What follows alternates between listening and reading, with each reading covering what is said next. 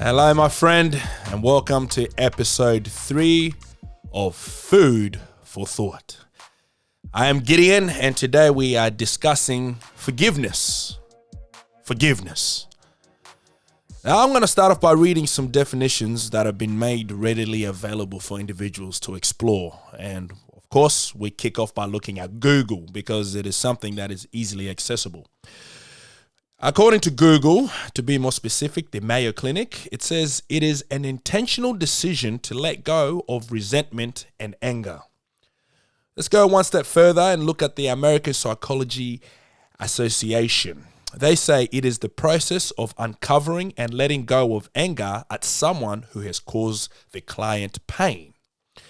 One more definition is a conscious, deliberate decision to release feelings of resentment or vengeance towards a person or group who have harmed you, regardless of whether they actually deserve your forgiveness or not. Now, essentially, forgiveness is the art of letting go. Now, why I want to discuss forgiveness, I just wanted to give you some food for thought on how to look at forgiveness and how to move on with forgiveness. If I was to give some examples from my personal experience in the past, the old version of myself, if you will. Forgiveness for me never really brought clarity until I had taken a vengeful act. So, for example, if someone done wrong by me, I would essentially do something wrong in return and then find it easier to forgive. So, for instance, it's better for me to let go of something if I feel like we're on an even playing field. Then I'd feel like a better person in making the apology. But as long as I've done some damage in return. What did I learn from this experience? Absolutely nothing. Something that I do know about the way of dealing with circumstances like this is this. It robs you from experiencing your authentic self. You ultimately become a character based on your circumstances. And then the process or the art of forgiveness becomes one of deludedness. So, for example, if someone does wrong by you, often you're offended because it is gone against something within you. It's gone against the truth that's within you. It's either challenged a value that you've held upon yourself. For example, if someone has an affair on you, or if someone does something, stamps on your toe, whatever it is, you were once so sure and stable in a certain way, but a circumstance has presented itself that it's rocked your stability. And in that rocking of stability, you have found it to be offensive. Maybe because the story or the narrative that you have about your stability that was once had has been challenged. And so you feel it right to have to defend it. And that makes sense to me because ultimately, whenever I was off-ended, I felt like I had to retaliate in equal or greater to what the offense was. That again brought me no clarity to the situation. And often I would find not only after I've moved on from this circumstance, I would look back and still there'll be elements of anger and resentment still there.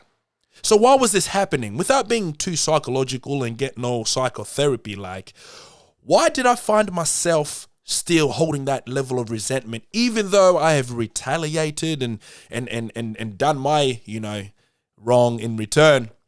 Why did I still hold that level of resentment and anger and maybe even a little bit of a vengeful act still to follow? I found that it had a lot to do with me more than what had happened to me. One of the things that I like to always talk about is the conversation about yourself to yourself ultimately is the foundation of the person you're becoming. Evidently, it is how you perceive yourself in society. The conversation about yourself is the foundation on how you build yourself. So if I call myself beautiful and someone in the world calls me ugly and I resent that person, the only reason I'm resenting that person is because I've given them the power and their level of speech to be some sort of challenge towards my belief. Rather than being so confident and so fulfilled within my belief, my conversation about myself, and understanding that this individual has got a lack of information on how I perceive myself, and be okay and moving on with life, I sit there and challenge it. And ultimately that challenge breeds emotions, and those emotions with no clarity encourage a manifestation of action in response to what has been challenged in front of me.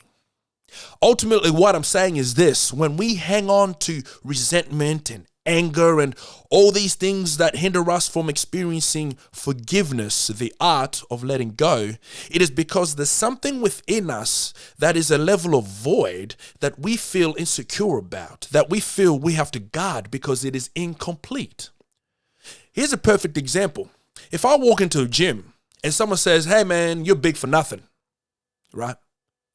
In my mind, I know exactly what I can lift. In fact, not only that, I will rack up 150 kilograms, bench press that, and have him or her look at me push 150, knowing good and well that they're not going to do it. But what's more is that now I am not only confident in my factual being, I've had this conversation through experience of who I am.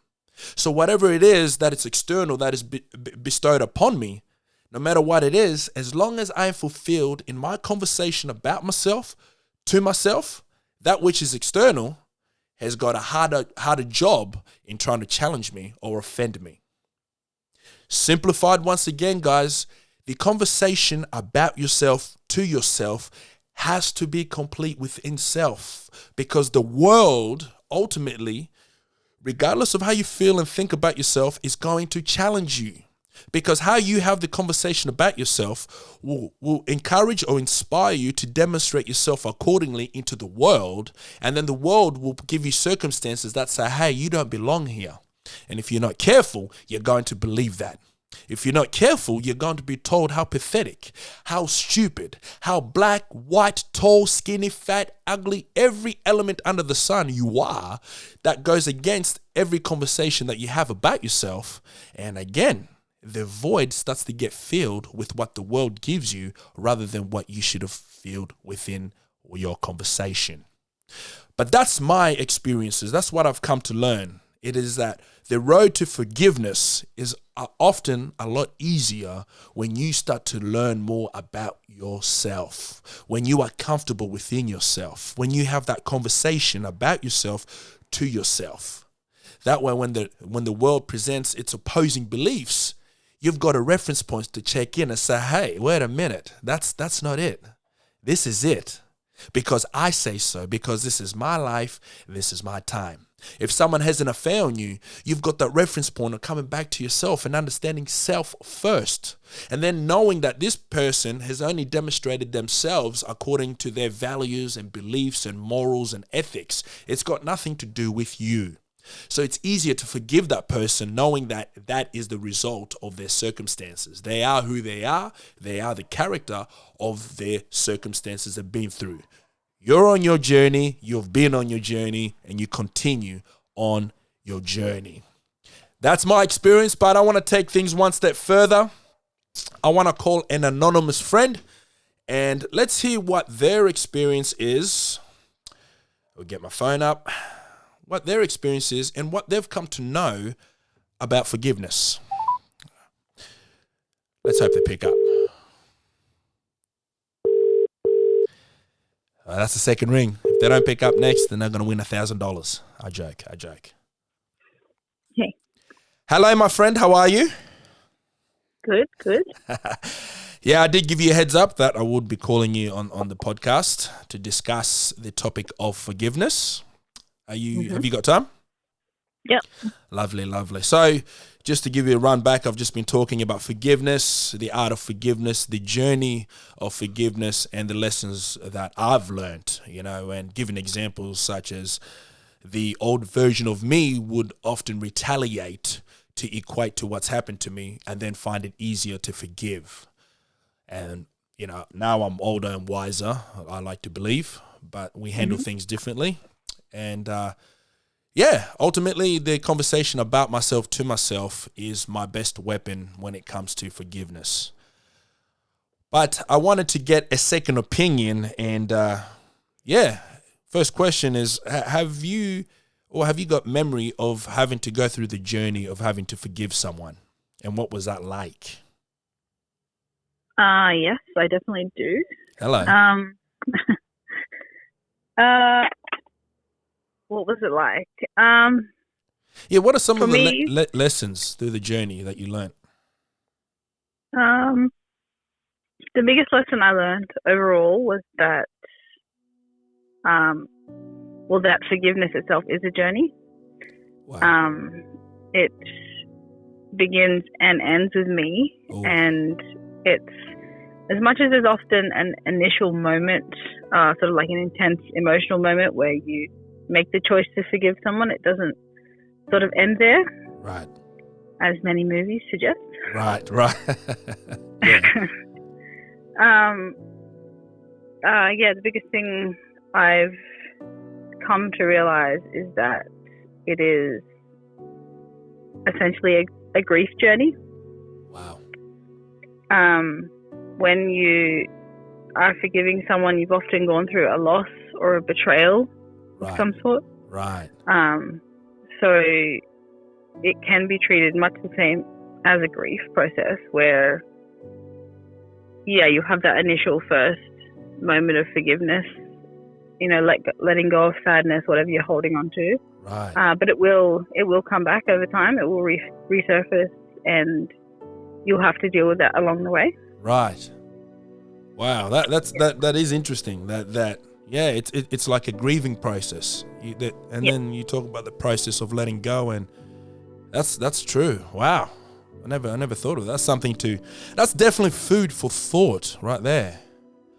And I mean, what are some lessons if you were to pass on to the younger version of yourself or the youth or anybody today who's listening about forgiveness? What would you say to someone who's struggling to go through that process of forgiveness?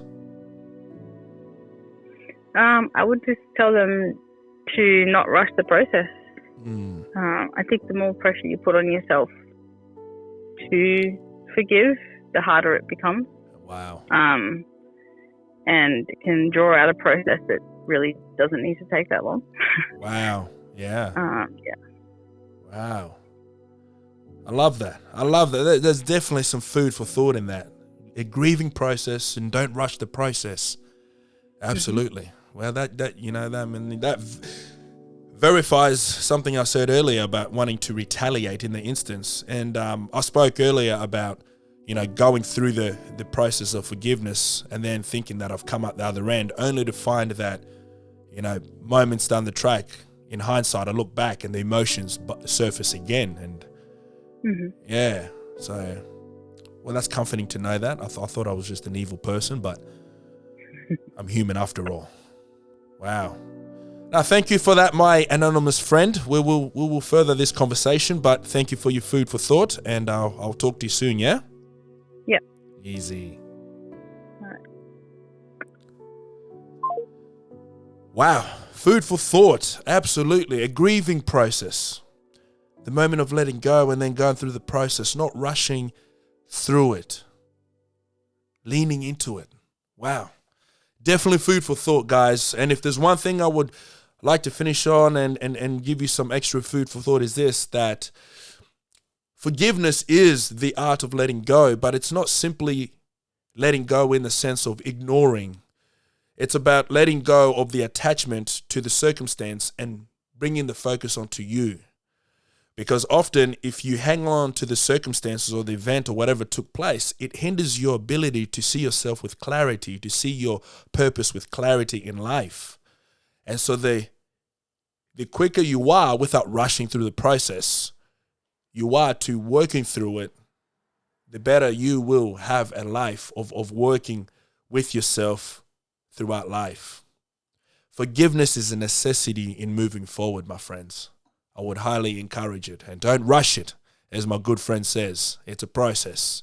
And sometimes it is a grieving process. Don't hold grudges, my friend. Continue to discover you are more than what you have become. You are more than what happens to you.